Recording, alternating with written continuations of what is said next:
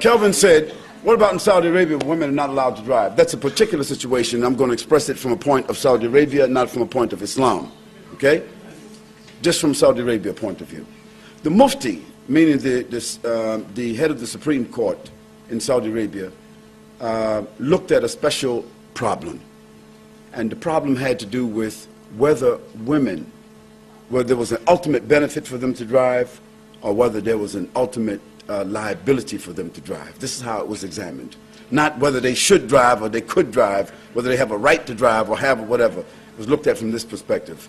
And they determined that this country is huge in many cases. From one city to another is desert. Desert. Dark places. And sometimes a woman by herself driving would get a flat tire. Something would happen to the car with dysfunction or whatever. And she's out in the middle of nowhere with nobody to do what? A stranger comes along. Now when that stranger comes along, it could be any kind of stranger. And now what happens, she is subject to being accosted, being raped, some harm. And if nothing happens, he changes her tire, he fixes. But some people roll by and see that man in her car or bending over or whatever, and they get back to her family and her town or her village. And because of their customs, it is said, we saw your mother, we saw your sister, we saw your wife on the road with a strange man. That woman's reputation may be damaged irreparably. Now, it is part of their custom that a woman's reputation means more than anything else.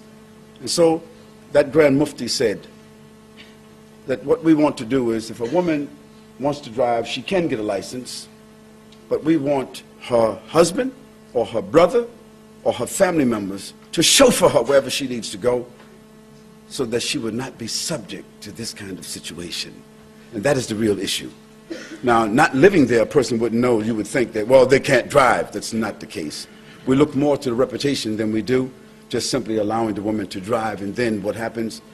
They endanger themselves. And now we can see here in the UK, I mean, we can see here in the Western world, for instance, how many rapes do you think take place a week? Not inside the home, but out when a woman is traveling from one point to another. How many rapes do you think take place? I'm a sociologist.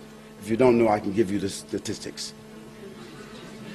The statistics are, in the Western world, that there are 496 rapes that take place every week of women who are by themselves and they are accosted or they are raped or taken advantage of simply because they're by themselves. Now, I'm not suggesting that a law be enacted in the Western world like in Saudi Arabia. I'm saying that we need to look at that issue. Maybe we men in the Western world, we need to chauffeur our women. Well, that's another question, Calvin. I won't give you